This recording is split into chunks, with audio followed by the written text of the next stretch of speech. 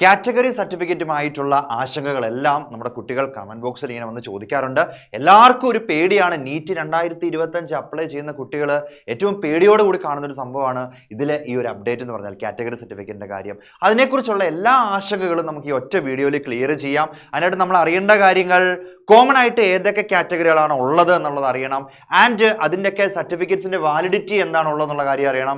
അതെങ്ങനെയാണ് നമ്മൾ അതിനെ അപ്ലൈ ചെയ്യുന്നുള്ള കാര്യങ്ങൾ അറിയണം. ആൻഡ് ഇതിന് ഉണ്ട് നമ്മുടെ സർട്ടിഫിക്കറ്റ് ഉണ്ടെന്നുണ്ടെങ്കിൽ എന്ത് ചെയ്യണം എന്നുള്ള കാര്യങ്ങൾ അറിയണം. ഓക്കെ, അപ്പോൾ അതിനായിട്ട് നിങ്ങൾ നീറ്റ് അപ്ലൈ ചെയ്യാനായിട്ട് പോകുമ്പോൾ തന്നെ നിങ്ങളുടെ മുൻപിൽ കാണുന്ന ആ ഒരു സ്ക്രീൻ, നമ്മൾ അവിടെ ഒരു കഫേയിൽ പോയിരുന്നു കഴിയുമ്പോഴത്തേക്കും നമുക്കത് മനസ്സിലാകും. ആ സ്ക്രീൻ ഓപ്പൺ ചെയ്ത് വരുമ്പോൾ നമുക്ക് കാണാതെ ഇങ്ങനെ ഇപ്പം ഞാനിവിടെ ഒരു ഡീറ്റെയിൽസ് ഞാൻ അടിച്ചു കൊടുത്തിട്ടുണ്ട്. ഞാനിപ്പോൾ എൻ്റെ ഡീറ്റെയിൽസ് വെച്ചിട്ട് ഞാനിവിടെ എല്ലാം കൊടുത്ത് നോക്കി കഴിഞ്ഞപ്പോഴത്തേക്കും നമുക്ക് ആ ഒരു സെക്കൻഡ് സ്റ്റേജിലേക്ക്, നമ്മുടെ സെക്കൻഡ് സ്റ്റെപ്പിലേക്ക് പോയി കഴിയുമ്പോൾ കാണാൻ പറ്റും നമ്മുടെ നാഷണാലിറ്റി ഇവിടെ ചൂസ് ചെയ്ത് കഴിയുമ്പോൾ നമ്മുടെ ഇന്ത്യ എന്നുള്ളത് ചൂസ് ചെയ്തു. എന്നിട്ട് നമ്മൾ നേരെ കേരള എന്നുള്ള കാര്യം ചൂസ് ചെയ്ത് കഴിയുമ്പോഴത്തേക്കും താഴെ ഇവിടെ കാറ്റഗറീസിന്റെ ഒരു ലിസ്റ്റ് ഇവിടെ വരുന്നതായിട്ട് നമുക്ക് കാണാൻ പറ്റും. നമുക്ക് നോക്കാം അല്ലേ.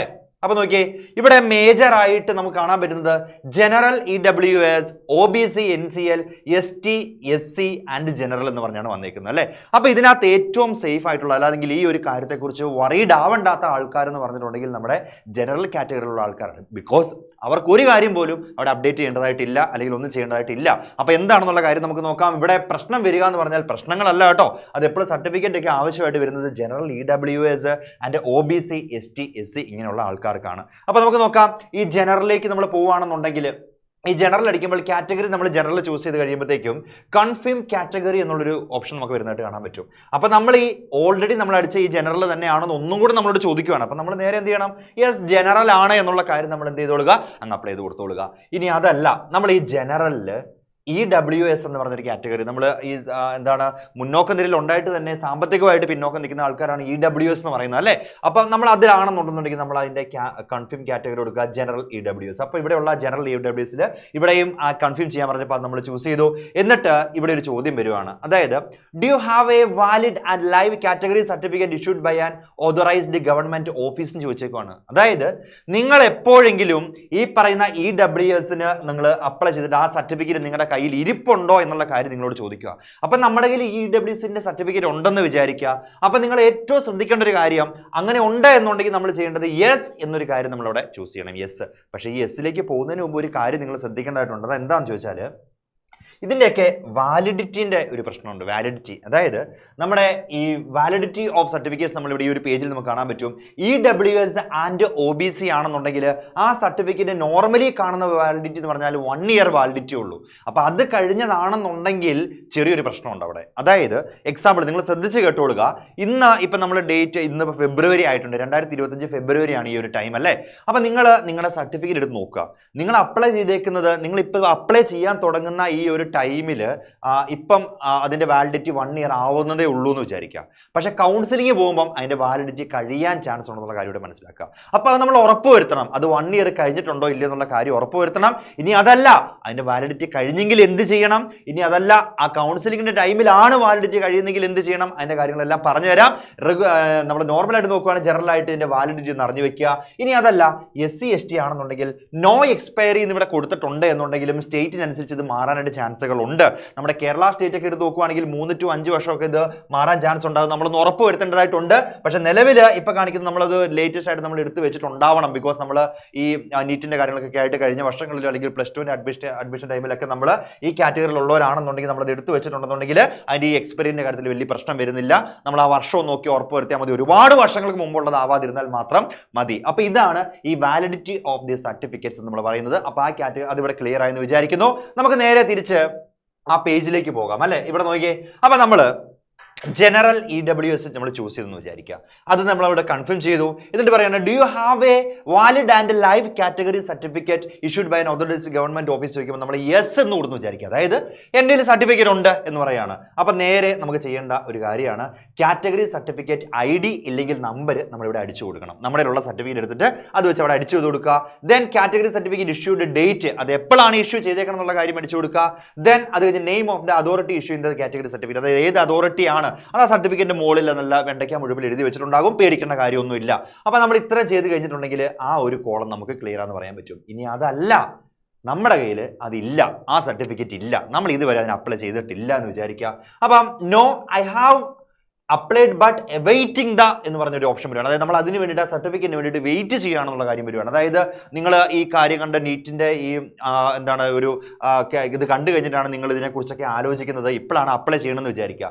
അങ്ങനെയാണെങ്കിലും അതിനുള്ള ഓപ്ഷൻ അവിടെ ഉണ്ടെന്നേ. നമ്മൾ ഒറ്റ കാര്യം ചെയ്താൽ മതി, അതിന് നമ്മൾ നേരെ പോയി വേഗം പോയി അത് അപ്ലൈ ചെയ്യുക. അപ്ലൈ ചെയ്യുമ്പോൾ തന്നെ അതിന്റെ ഒരു റിസീപ്റ്റ്, ഇത് അപ്ലൈ ചെയ്യാനായിട്ട് നമ്മൾ നമ്മുടെ ഒരു അക്ഷയ സെന്ററിലൊക്കെ പോയിട്ടുണ്ടെങ്കിൽ അപ്ലൈ ചെയ്യാനായിട്ട് പറ്റൂ കേട്ടോ. അപ്പോൾ അവിടെ ചെന്ന് കഴിയുമ്പോഴത്തേക്കും അവിടെ നിന്ന് ഒരു റിസീപ്റ്റ് കിട്ടും. കണ്ടോ, category certificate application receipt number. അതായത് നമുക്ക് ഈ സാധനം ഇല്ല, നമ്മൾ എന്ത് ചെയ്യാനായിട്ട് പോവാണ്, ഒരു അക്ഷയയിൽ പോയിട്ട് ഇത് കൊടുത്തു കഴിഞ്ഞപ്പോൾ അവർ റിസീപ്റ്റിന്റെ നമ്പർ തരും. ആ റിസീപ്റ്റിന്റെ നമ്പർ ഇവിടെ അടിച്ചു കൊടുത്താൽ മതി. എന്നിട്ട് അതിന്റെ date on which it is applied, നമ്മൾ എപ്പോഴാണോ അത് അപ്ലൈ ചെയ്തത് അതിന്റെ ഡീറ്റെയിൽസ് ഇവിടെ കൊടുക്കുക. ആൻഡ് ഇവിടെ ആ സെയിം തന്നെ അതോറിറ്റി ഏതാണെന്നുള്ള കാര്യം കൊടുത്തിട്ടുണ്ടെങ്കിൽ ആ ഒരു ഭാഗം ക്ലിയർ ആയി. പിന്നെ അതിനെക്കുറിച്ച് ഒരു ആശങ്കയെ വേണ്ട. ഈ കാറ്റഗറി ആണെന്നുണ്ടെങ്കിൽ ഇനി അങ്ങനെ തന്നെയാണ് ബാക്കി എല്ലാം വരിക.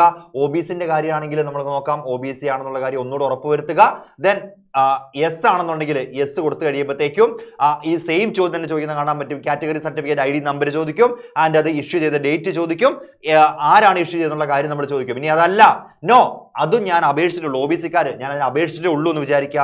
അങ്ങനെയാണെന്നുണ്ടെങ്കിൽ നമുക്ക് അവിടെ കാണാൻ പറ്റും, ഇവിടെ ആ റിസീപ്റ്റിന് നമ്പർ കൊടുക്കുക, ആൻഡ് ഡേറ്റ് എപ്പോഴാണ് അപ്ലൈ ചെയ്തെന്ന് കൊടുക്കുക, അതോറിറ്റി ആരാണെന്നുള്ളത് നോക്കുക. ഇനി അതുമല്ല, നമ്മൾ നേരെ നോക്കാൻ പോവാണ് ST കാറ്റഗറി വരുന്ന ആൾക്കാരാണെന്ന് വിചാരിക്കുക. അപ്പോൾ ST ആണെന്നുണ്ടെങ്കിൽ നമ്മൾ ഒന്നും കൂടെ നമ്മളിവിടെ അത് എന്ത് ചെയ്യേണ്ടി വരും, കൺഫേം ചെയ്യേണ്ടി വരും. അപ്പോൾ ഇവിടെയാണ് ST നമ്മൾ ചൂസ് ചെയ്തു, ആ നേരെ നമ്മളിവിടെ കൺഫേം ചെയ്യാണ്ട് പോവാണ്. ST കൺഫേം ചെയ്തു. ഇനി നമുക്കറിയാനുള്ളത് അപ്ലൈ ചെയ്തിട്ടുണ്ടോ, യെസ് എന്നാണെന്ന് വിചാരിക്കുക. ഈ സെയിം കാര്യം തന്നെ നമ്മൾ ഇപ്പോൾ പറഞ്ഞ ഈ സെയിം കാര്യം തന്നെ ഉള്ളൂ. കാറ്റഗറി സർട്ടിഫിക്കറ്റ് ID കൊടുക്കുക. നമ്മളിൽ ഓൾറെഡി ആ സർട്ടിഫിക്കറ്റ് ഉണ്ടെങ്കിൽ അതിന്റെ ഡീറ്റെയിൽസ് എല്ലാം ഇവിടെ അടിച്ച് ചെയ്ത് കൊടുത്തോളുക. ഇനി അതല്ല, ഇവിടെയും ഇല്ല എന്നാണെന്നുണ്ടെങ്കിൽ ഷെഡ്യൂൾഡ് ട്രൈബ് ആണെന്നുള്ള കാര്യം നമ്മൾ പ്രൂവ് ചെയ്യണമെന്നുണ്ടെങ്കിൽ നമ്മൾ അതിന് സർട്ടിഫിക്കറ്റ് അപ്ലൈ ചെയ്യുന്ന സമയത്ത് ആ ആപ്ലിക്കേഷൻ റിസീപ്റ്റ് നമ്പർ ഇവിടെ കൊടുക്കുക. ദെൻ അതുപോലെ തന്നെ എപ്പോഴാണ് നമ്മൾ അപ്ലൈ ചെയ്യുന്നുള്ള കാര്യം പറയുക. ദെൻ നെയിം ഓഫ് ദ അതോറിറ്റിയും കൊടുത്തോളുക. അവിടെ ഓക്കെ ആയി. ഇനിയിപ്പോൾ എനിക്ക് തോന്നുന്നത് നമ്മുടെ SCന്റെ കാര്യം വരുമ്പോഴും ഇത് തന്നെയാണ് നമുക്ക് കാണാൻ പോകുന്നത്. ഇത് കണ്ടോ, ഇത് തന്നെ നമ്മൾ യെസ് ആണെന്നുണ്ടെങ്കിൽ ഈ ഓപ്ഷൻ വരും. ഇനി അതല്ല, നോ ആണെന്നുണ്ടെങ്കിൽ ഈ സെയിം ഓപ്ഷൻസ് തന്നെയാണ് വരിക. അതിലൊരു മാറ്റവും വരാനായിട്ട് പോകുന്നില്ല എന്നുള്ള കാര്യം നമ്മൾ എന്ത് ചെയ്യുക, അറിയുക. ഇനി ജനറൽ ആണെങ്കിലോ, ഞാൻ ആദ്യം പറഞ്ഞാണ്, ജനറൽ ആണെന്നുണ്ടെങ്കിൽ ജനറൽ എന്ന് കൊടുത്തു കഴിഞ്ഞിട്ടുണ്ടെങ്കിൽ പിന്നെ അതിനപ്പുറത്തേക്ക് ഒന്നും വരാനും പോകുന്നില്ല എന്നുള്ളത് എന്ത് ചെയ്തോളുക, മനസ്സിലായിക്കൊള്ളുക. ഇനി നമ്മുടെ കുറച്ച് കൺഫ്യൂഷൻസും കാര്യങ്ങളൊക്കെയാണ്. അപ്പോൾ ഈ സർട്ടിഫിക്കറ്റിന്റെ വാലിഡിറ്റിന്റെ കാര്യങ്ങൾ വെച്ചിട്ട് നമുക്ക് കുറച്ച് കൺഫ്യൂഷൻസ് വരാം. ഞാനത് ഓൾറെഡി ഇപ്പം നിങ്ങളോട് പറഞ്ഞിട്ടുണ്ടായി. അതെന്താണ്, ഈ 1 ഇയർ വാലിഡിറ്റിന്റെ കാര്യം പറയുകയാണ്. ഇപ്പം നിങ്ങൾ ഇന്ന് അപ്ലൈ ചെയ്യാനായിട്ട് പോയി കഴിയുമ്പോഴത്തേക്കും ഈ ഒരു കാറ്റഗറിക്ക് ആ ഒരു പ്രശ്നം വരുന്നില്ല കേട്ടോ. SC ആൻഡ് STക്ക് ആ ഒരു പ്രശ്നം വരാനായിട്ട് പോകുന്നില്ല. ഇനി അതല്ല, ഈ ഒരു കാറ്റഗറി ഉള്ളവർക്ക് ഈ 1 ഇയർ വാലിഡിറ്റിന്റെ കാര്യങ്ങളിലൊക്കെ ഒരു സംശയം ഉണ്ടെന്നുണ്ടെങ്കിൽ നമുക്കൊന്നും ചെയ്യേണ്ട ആവശ്യമില്ല മക്കളെ. ഇതിനകത്ത് ആദ്യം അറിയേണ്ട ഒറ്റ ഒരു കാര്യം എന്ന് പറഞ്ഞിട്ടുണ്ടെന്നുണ്ടെങ്കിൽ, നമ്മളോട് ഇത് ചോദിക്കുന്നത് എന്തിനാണെന്ന് വെച്ചിട്ടുണ്ടെന്നുണ്ടെങ്കിൽ, ഈ നമ്മൾ അപ്ലൈ ചെയ്യുന്ന സമയത്ത് നമ്മുടെ കയ്യിൽ ഒറിജിനൽ ആയിട്ടുള്ള സാധനങ്ങളൊക്കെ ഉണ്ടെന്നുണ്ടെങ്കിൽ ഇത് വെച്ചുകൊണ്ട് നീറ്റുകാർ ഇപ്പോൾ അവർ പറയുകയാണ്, നമ്മൾ SCന്റെ ഒരു സർട്ടിഫിക്കറ്റ് നമ്മൾ അപ്ലൈ ചെയ്ത് കൊടുത്തു, അവിടേക്ക് നമ്മൾ അപ്ലോഡ് ചെയ്ത് കൊടുത്തു, അപ്പോൾ അവരത് വിശ്വസിക്കുകയാണ്. ഓക്കെ, അപ്പം നമ്മൾ പിന്നെ കൗൺസിലിങ്ങിന് പോകുമ്പോൾ നമുക്ക് നീറ്റ് എക്സാം എഴുതി നമുക്ക് എവിടെയോ കിട്ടി, നമ്മൾ നേരെ കൗൺസിലിങ്ങിനായിട്ട് നമ്മൾ പോകുന്നത് ഏകദേശം ഒരു ജൂൺ ജൂലൈ ആ ഒരു ടൈമൊക്കെ ആയിരിക്കും, 2025 ആ ഒരു ടൈമിലേക്ക് നമ്മൾ പോവുക. ആ ടൈമിൽ നമ്മളോട് നിങ്ങൾ അപ്ലൈ ചെയ്യുന്ന സമയത്ത് ഇതാണല്ലോ കൊടുത്തേ, ആ സർട്ടിഫിക്കറ്റ് എവിടെ, ഇല്ലെങ്കിൽ നിങ്ങൾ അതാണെന്നുള്ളത് പ്രൂവ് ചെയ്യുന്ന സർട്ടിഫിക്കറ്റ് കാണിക്കൂ എന്ന് പറയുമ്പോൾ അവിടെയാണ് ശരിക്കും പറഞ്ഞാൽ നമ്മൾ ഒറിജിനൽ ആയിട്ട് ഈ സാധനം കൊണ്ട് പോകേണ്ടത്. ഓക്കെ, അപ്പോൾ അതിന് വേണ്ടിയിട്ട് എന്തൊക്കെ കാര്യങ്ങൾ ചെയ്യാന്നുള്ള കാര്യം നമുക്ക് നോക്കാം. നമ്മുടെ മുൻപിലുള്ള ഓപ്ഷൻസ് നോക്കുക. ഒന്ന്, ലേറ്റസ്റ്റ് സർട്ടിഫിക്കറ്റ് നമ്മുടെ കയ്യിൽ ഉണ്ട്. അതായത് ലേറ്റസ്റ്റ് സർട്ടിഫിക്കറ്റ് എന്ന് പറയുമ്പോഴത്തേക്കും നമ്മൾ ഈ ഒരു ഒക്ടോബർ 2024 ഒക്ടോബർ, നവംബർ, ഡിസംബർ, ഇല്ലെങ്കിൽ ഈ 2025 ജനുവരി ഈ ഒരു ടൈമിൽ എടുത്ത, ഈ ഒരു 4 മാസത്തിനുള്ളിൽ എടുത്താണെന്നുണ്ടെങ്കിൽ അത് ലേറ്റസ്റ്റ് എന്ന് അറിയപ്പെടും. കാരണം എന്താ, അതായത് ആ ഒരു സാധനം നമ്മൾ നോക്കുകയാണെന്നുണ്ടെങ്കിൽ നമ്മൾ അപ്ലൈ ചെയ്യുന്ന സമയത്തും പുതിയ സർട്ടിഫിക്കറ്റ് ആണ്. നമ്മൾ കൗൺസിലിങ്ങിന് അപ്ലൈ ചെയ്യുക ഏകദേശം 2025 ജൂൺ, ജൂലൈ, ഓഗസ്റ്റ്, സെപ്റ്റംബർ ആ ഒരു ടൈമൊക്കെയാണ് അപ്ലൈ ചെയ്യുക. ആ ടൈമിലും ഈ സാധനം ഫ്രഷ് ആയിട്ട് നമ്മുടെ കയ്യിലുണ്ട്. നമ്മൾ ഇവിടെ അപ്ലോഡ് ചെയ്ത സാധനം തന്നെ നമുക്ക് കൊണ്ട് കാണിക്കാനായിട്ട് പറ്റും. അപ്പോൾ അതിന് ഒറ്റ കാര്യം ചെയ്താൽ മതി, എന്താ, upload it and also use it during counselling. നമുക്കത് അപ്ലോഡും ചെയ്യാം, അതേ സാധനം തന്നെ കൗൺസിലിങ്ങിന് കൊണ്ടുപോയി കാണിക്കുകയും ചെയ്യാം. അതൊരു ഓക്കെയാണ്. പിന്നെ നമുക്ക് നോക്കുന്നത് എക്സ്പയർഡ് സർട്ടിഫിക്കറ്റ്. നമ്മൾ 2024 ജനുവരിയിൽ ഈ പറഞ്ഞ 2024 ജനുവരി ശ്രദ്ധിച്ച് കാണണം, ആ സമയത്ത് നമ്മൾ ഈ സർട്ടിഫിക്കറ്റ് എടുത്ത് വെച്ചിട്ടുണ്ടായിരുന്നു, നമ്മുടെ ഈ സർട്ടിഫിക്കറ്റ് ഉണ്ടായിരുന്നു. അപ്പോൾ 2024 ആയി കഴിഞ്ഞപ്പോഴത്തേക്കും, 25 ആയി കഴിഞ്ഞപ്പോഴത്തേക്കും അപ്പോൾ ആ ഒരു സാധനം നമുക്ക് എക്സ്പയർ ആയുവാണ്. അതായത് വേണ്ട, 2024 ഫെബ്രുവരിയിൽ നമ്മൾ എടുത്തിരുന്നു, 2025 ഫെബ്രുവരി അവസാനമാകുമ്പോൾ അതിൻ്റെ എക്സ്പയറി ആയി. ഓക്കെ, പക്ഷെ നമ്മൾ അപ്ലൈ ചെയ്യുന്ന സമയത്ത് അത് വാലിഡാണ്. മനസ്സിലായോ? ഞാനിന്ന് ഞാൻ 2024 ഫെബ്രുവരി 28-നാണ് ഞാൻ എൻ്റെ EWSന്റെ സർട്ടിഫിക്കറ്റ് എടുത്തതെന്ന് നിങ്ങൾ വിചാരിക്കുക. അപ്പോൾ അത് 2025 ഒരു ഫെബ്രുവരി 14-നാണ് ഞാൻ പോയി ഇത് അപ്ലൈ ചെയ്യാനായിട്ട് പോകുന്നത്, നീറ്റിന് അപ്ലൈ ചെയ്യാനായിട്ട് പോകുന്നത്. ആ ഒരു സമയം അത് വാലിഡ് ആണ്. പക്ഷേ ഞാൻ കൗൺസിലിംഗ് പോകുന്നത് 2025 ജൂൺ ജൂലൈ ആ ഒരു സമയത്താ. ആ സമയത്ത് അത് വാലിഡ് അല്ല, ബിക്കോസ് അതിന്റെ വാലിഡിറ്റി എക്സ്പയർഡ് ആയിട്ടുണ്ട്. അപ്പൊ അങ്ങനെയുള്ള ആൾക്കാർ ചെയ്യേണ്ട ഒരു കാര്യം എന്ന് പറഞ്ഞിട്ടുണ്ടെങ്കിൽ അതെന്തും ഒന്നും നോക്കണ്ട, അപ്ലോഡ് ചെയ്ത് കളഞ്ഞു പോവുക. അതങ്ങ് അപ്ലോഡ് ചെയ്ത് വെക്കുക. എന്നിട്ട് പിന്നെ നമ്മൾ ഫ്രീ ആയിട്ട് എക്സാം ഒക്കെ എഴുതി കഴിഞ്ഞിട്ട് നമുക്ക് കിട്ടും എന്നൊക്കെ ഉറപ്പൊക്കെ ആയി, ഒരു പ്രശ്നമില്ല, നമുക്കത് കിട്ടാനൊക്കെ ഉറപ്പുണ്ട്. നമ്മൾ ആ എക്സാം ഒക്കെ കഴിഞ്ഞ് കഴിഞ്ഞാൽ ഒരു ജൂണൊക്കെ ആയി കഴിയുമ്പോഴത്തേക്ക് ഒരു പുതിയ സർട്ടിഫിക്കറ്റിന് വേണ്ടി നമ്മൾ എന്ത് ചെയ്തോളുക, അപേക്ഷിച്ചു കൊടുക്കുക. മനസ്സിലായോ? അപ്പോഴും ഒരു പ്രശ്നം വരുന്നില്ല. നമ്മുടെ എക്സ്പയറി ആയ സാധനം നമ്മൾ അപ്ഡേറ്റ് ചെയ്താണെന്നുള്ള കാര്യം അവർക്ക് മനസ്സിലായിക്കോളൂ. ഒരു പ്രശ്നം അവിടെ വരാൻ പോകുന്നില്ല. ഇനി അതൊന്നുമല്ലാത്ത മറ്റൊരു കാറ്റഗറി ഉണ്ട്, ഇതാ നെവർ അപ്ലൈഡ് ഫോർ സർട്ടിഫിക്കറ്റ്. അതായത് ജീവിതത്തിൽ ഇതുവരെ ഈ സർട്ടിഫിക്കറ്റ് അപ്ലൈ ചെയ്തിട്ടുമില്ല, ഇതിനെക്കുറിച്ചൊന്നും ചിന്തിച്ചിട്ടും ഇല്ലാത്ത ആൾക്കാരാണെന്നുണ്ടെങ്കിൽ ഒന്നും പേടിക്കണ്ട. Apply right now. ഇപ്പം തന്നെ പോയിട്ട് നമ്മൾ അത് അപ്ലൈ ചെയ്തോളുക. എന്നിട്ട് and use its receipt in application form. ആ സർട്ടിഫിക്കറ്റ് നമ്മുടെ കയ്യിൽ വേണ്ടാന്നേ, അതിന് നമ്മൾ എടുത്ത ആ റിസീപ്റ്റ് മാത്രം മതി. ഇത് വെച്ചിട്ട് ചെയ്താൽ കാര്യമൊക്കെ ആയി. അപ്പം മനസ്സിലായ മക്കളെ, ഇത്രയും കാര്യങ്ങളുള്ളൂ. എന്തോരം നമുക്ക് കമൻറ്റുകളാണ് താഴെ നമ്മുടെ കമൻറ്റ് ബോക്സിൽ വരുന്നത് അറിയാവോ? സാറേ ഈ രജിസ്ട്രേഷനോ ഇതുമായിട്ട് ബന്ധപ്പെട്ട് നമ്മുടെ ഈ കാറ്റഗറി സർട്ടിഫിക്കറ്റ് അതിൻ്റെ പ്രശ്നങ്ങൾ എങ്ങനെയൊക്കെയാണ് നമുക്ക് സോൾവ് ആക്കാൻ പറ്റുക എന്നുള്ള കാര്യത്തിൽ എല്ലാ കാര്യങ്ങളും ക്ലിയർ ആയി എന്ന് ഞാൻ വിചാരിക്കുന്നു. അപ്പം ഇതുകൊണ്ട് തീരുന്നില്ല. ഇനിയും അങ്ങോട്ട് നമുക്ക് ഓരോരോ കാര്യങ്ങളിൽ ഓരോ അപ്ഡേറ്റ്സുകൾ നമുക്കിങ്ങനെ വേണ്ടി വരുമ്പോൾ ഇതുപോലെ ഷോർട്ടായിട്ട് കറക്റ്റായിട്ട് കാര്യങ്ങൾ മാത്രം പറഞ്ഞു പോകാനായിട്ട് നമ്മുടെ ഈ ചാനൽ സബ്സ്ക്രൈബ് ചെയ്യുന്ന കാര്യം മക്കൾ മറക്കരുത്. സബ്സ്ക്രൈബ് ചെയ്ത് വെച്ചോളുക, ലൈക്ക് ചെയ്യുക, ഷെയർ ചെയ്യുക. ഈ കാര്യത്തിൽ ടെൻഷൻ അടിച്ചിരിക്കുന്ന നിങ്ങളുടെ കൂട്ടുകാർക്കെല്ലാം ഇത് ഷെയർ ചെയ്ത് കൊടുത്തോളുക. അപ്പോൾ വീണ്ടും അടുത്ത വീഡിയോസ് ഒക്കെ ആയിട്ട് കാണാം. Bye bye.